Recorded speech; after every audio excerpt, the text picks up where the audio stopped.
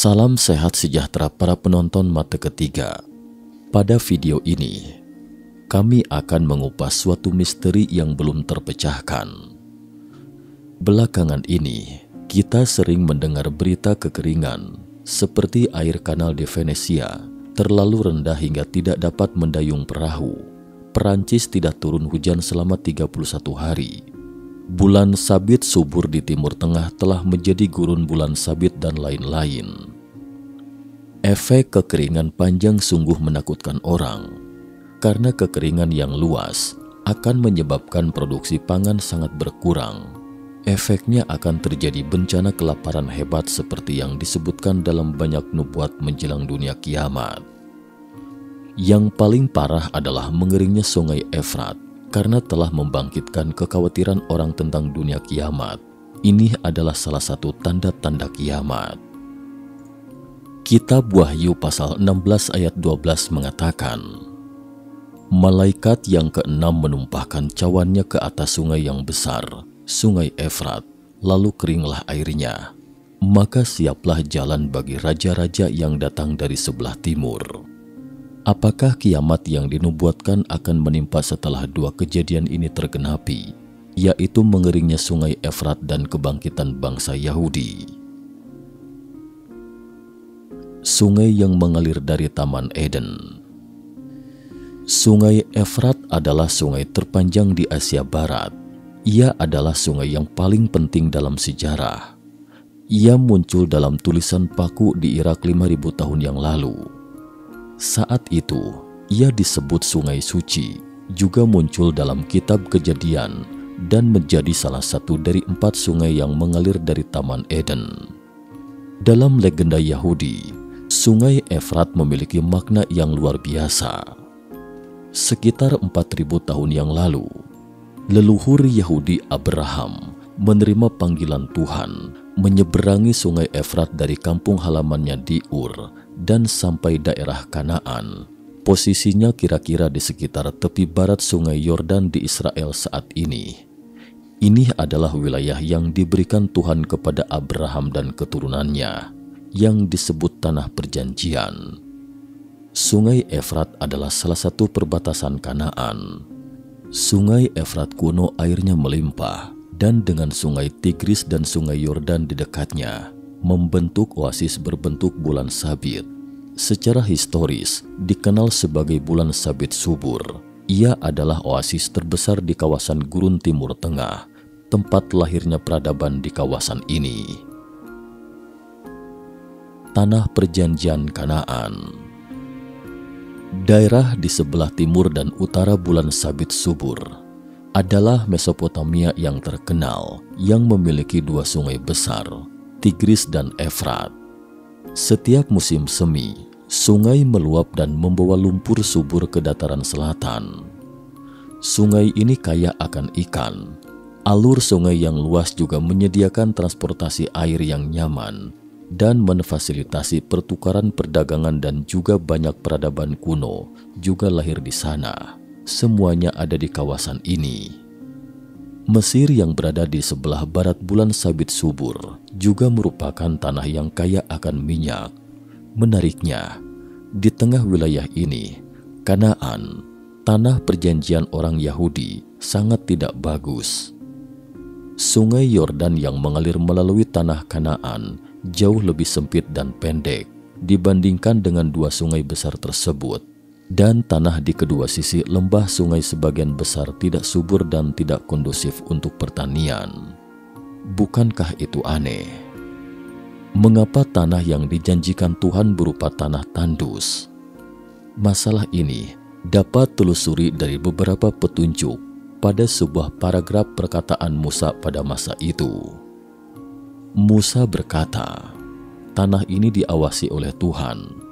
Jika umat Tuhan menjaga dan percaya pada firman Tuhan, Tuhan akan menurunkan hujan musim gugur dan musim semi ke tanahmu pada waktunya, sehingga kamu dapat mengumpulkan biji-bijian, arak baru, dan minyak, dan kamu juga akan kenyang, dan jadikan ladang rumput untuk ternakmu.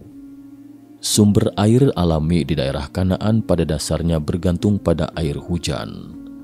artinya bergantung pada langit.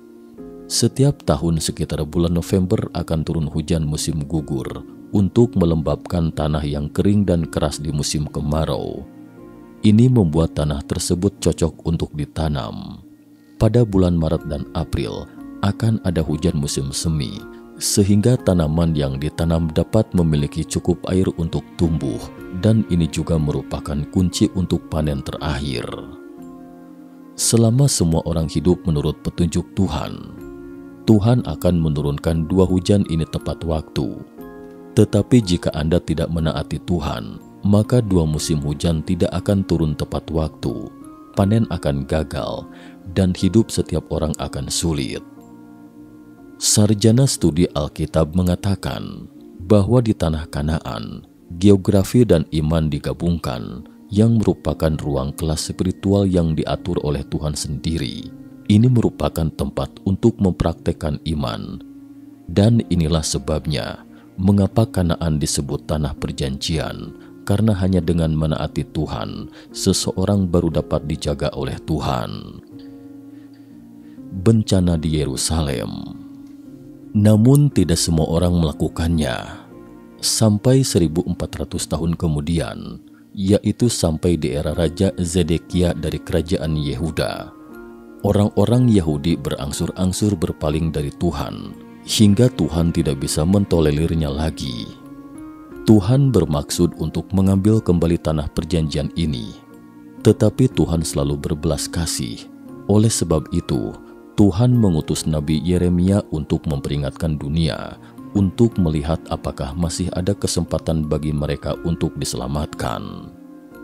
Yeremia kemudian lahir di keluarga pendeta. Ketika dia sangat muda, dia sudah menjadi juru bicara Tuhan. Dia baik hati dalam menghadapi dosa-dosa manusia dan hukuman yang akan ditimpakan oleh Tuhan. Dia sering menderita dan menangis, sehingga dia dikenal juga sebagai nabi peratap, yaitu nabi yang menitikan air mata. Yeremia datang ke Yerusalem untuk memeriksa kota tersebut. Dia menemukan bahwa kota tersebut penuh dengan kejahatan dan perselingkuhan. Semua orang mencari keuntungan haram, membunuh, mencuri, kemunafikan, perzinahan, berbohong, dan lain-lain. 4 hal yang dilarang Tuhan, semua orang melakukannya. Yeremia semakin merasa tidak nyaman setelah melihatnya. Dia berlari ke depan gerbang bait suci dan berteriak dengan kencang. Dia mengatakan bahwa bahaya akan segera datang dari utara. Ini akan membuat kota-kota di Yehuda jatuh menjadi tak berpenghuni, namun tidak ada yang memperhatikannya. Di bawah bimbingan Tuhan, suatu saat Yeremia pergi ke rumah tukang tembikar. Dia melihat pembuat tembikar menguleni tembikar yang rusak menjadi tanah liat. Setelah itu, dia menggunakan tanah liat itu untuk membuat bejana lain yang dia suka. Pada saat itu, Tuhan mengatakan kepada Yeremia bahwa dia dapat menghancurkannya kapan saja, dan dia juga dapat membangunnya sesuka hati. Yeremia membawa pergi guci tembikar dan menghancurkan guci tersebut di depan umum.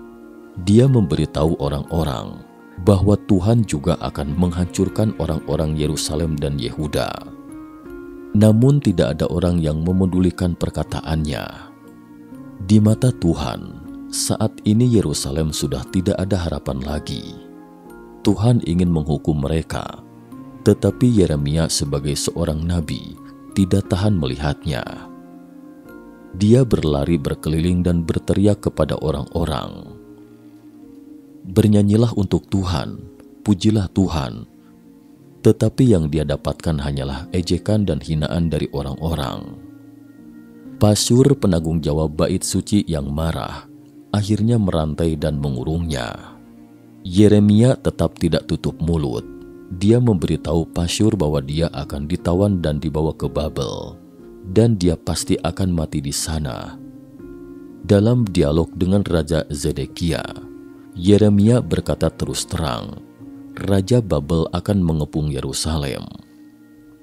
Wabah, pedang, Kelaparan dan api akan melahap penduduknya, dan raja sendiri akan ditawan ke Babel. Mendengar hal itu, raja menjadi takut dan meminta agar Yeremia berdoa kepada Tuhan untuk bangsa Yehuda. Namun saat ini Yeremia menolak permintaannya. Katanya bahwa kehancuran Yerusalem sudah tidak dapat dihindari lagi.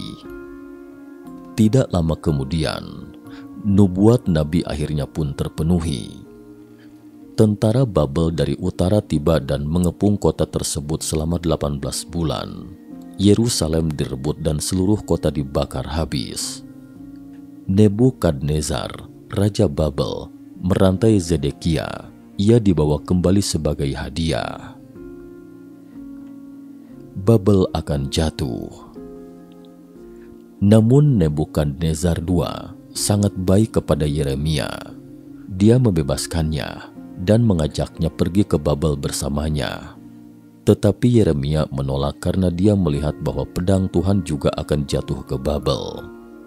Babel pernah menjadi cawan emas di tangan Tuhan, makmur dan kaya, juga merupakan salah satu dari 7 keajaiban dunia kuno.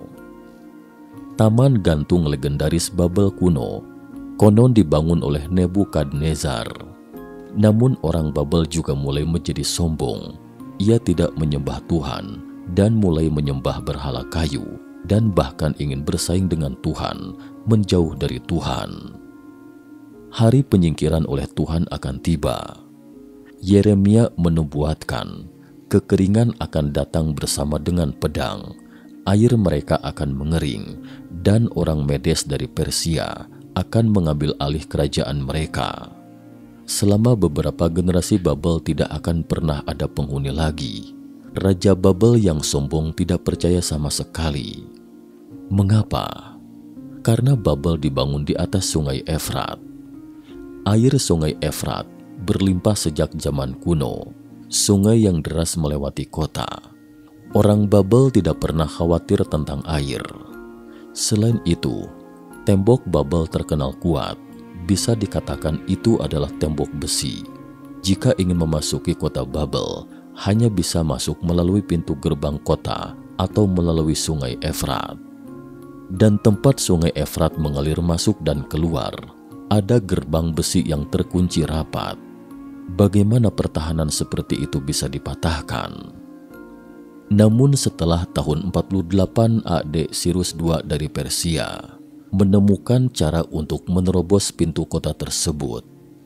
Dia mengirim orang untuk menggali kanal di hulu sungai Efrat untuk mengalihkan aliran air sungai. Setelah pekerjaan tersebut hampir selesai, dia membawa pasukan besar dan diam-diam menempatkan mereka di luar kota, menunggu kesempatan. Suatu saat kesempatan itu pun datang. Hari itu ada festival besar di Babel.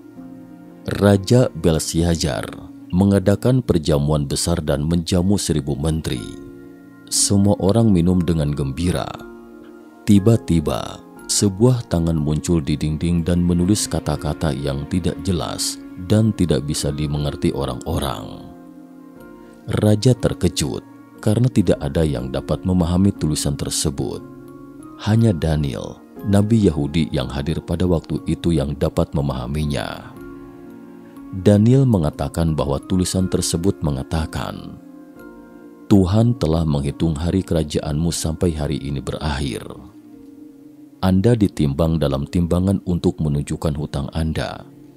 Kerajaan Anda akan pecah, menjadi milik Media dan Persia. Sederhananya, Babel akan binasa hari ini. Setelah mendengar penjelasan tersebut, semua orang tercengang, saling memandang dengan cemas. Mereka merasa hal tersebut tidak masuk akal. Negara ini akan ditaklukkan. Di manakah musuhnya? Namun saat itu, musuh telah melangkah masuk ke kota. Mereka berjalan menginjak lumpur di dasar sungai Efrat yang kering. Ternyata pada malam tersebut, orang Persia di luar kota telah mengalihkan air sungai Efrat bagian atas melalui kanal. Bantalan sungai yang kering di hilir berubah menjadi sebuah jalan lebar. Orang Persia masuk dari bawah gerbang besi dan mendobrak kota tanpa pertumpahan darah. Pada malam itu juga, Raja Belshazzar dibunuh dan Babel pun jatuh. Setelah 400 tahun, kota yang dulunya megah ini benar-benar ditinggalkan dan terkubur di bawah tanah selama 2000 tahun. Sampai awal abad ke-19 baru digali oleh para arkeolog. Nubuat Yeremia telah terwujud, dan memang setelah kejadian tersebut, tempat tersebut tidak berpenghuni selama beberapa generasi. Yerusalem baru dalam kitab Wahyu, dunia kiamat. Setelah memperkenalkan legenda sungai Efrat, selanjutnya kita perbincangkan nubuatan paling kuat dalam kitab Wahyu tentang berbagai tanda dunia kiamat dan kedatangan kembali sang penyelamat.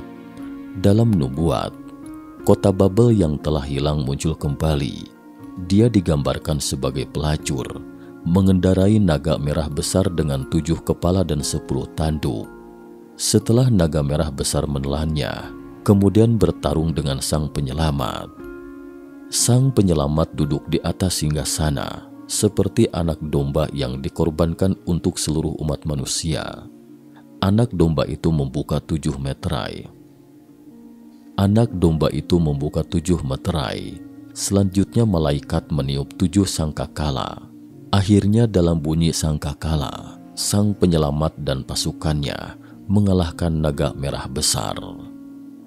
Setelah itu, para malaikat menuangkan 7 cawan emas penuh dengan murka Tuhan.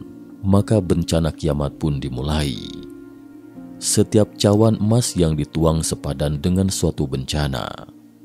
Setelah cawan ke-6 dituangkan di sungai Efrat, sungai Efrat pun mengering demi mempersiapkan jalan bagi Raja Timur. Siapakah Raja Timur? Apa yang akan dilakukan dengan menyeberangi sungai Efrat? Tidak ada penjelasan dalam nubuat tersebut. Mari kita kembali ke pertanyaan awal. Setelah kemarau panjang, apakah kiamat akan menimpa? Dunia kiamat mungkin akan menimpa, atau mungkin tidak akan menimpa. Bagaimana menjelaskannya? Karena setelah bencana selesai, dunia baru yang diciptakan oleh sang penyelamat pun lahir. Ini adalah kota Yerusalem baru yang turun dari langit. Di dunia baru, tidak ada Taman Eden, juga tidak ada Adam dan Hawa. Banyak penduduk di sini berasal dari dunia lama. Mereka semua telah diadili di hadapan Juru Selamat. Namanya tertulis dalam kitab kehidupan. Mengalir dari dunia lama Eden. Efrat mengering, tetapi air kehidupan mengalir dari tahta penyelamat. Sang penyelamat berkata, siapa saja yang harus dapat meminumnya secara gratis. Namun mereka yang namanya gagal tercatat dalam kitab kehidupan tidak ada kesempatan meminumnya. Jadi bagi mereka, mungkin dunia kiamat benar-benar adalah dunia kiamat. Karena mereka tidak bisa pergi ke dunia baru, mereka akan dibuang ke lautan api.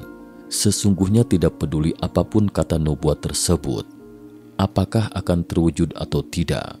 Satu hal yang penting, asal kita melakukan sesuai dengan nilai-nilai universal, melakukan yang terbaik untuk diri sendiri, maka itu semua tidak salah.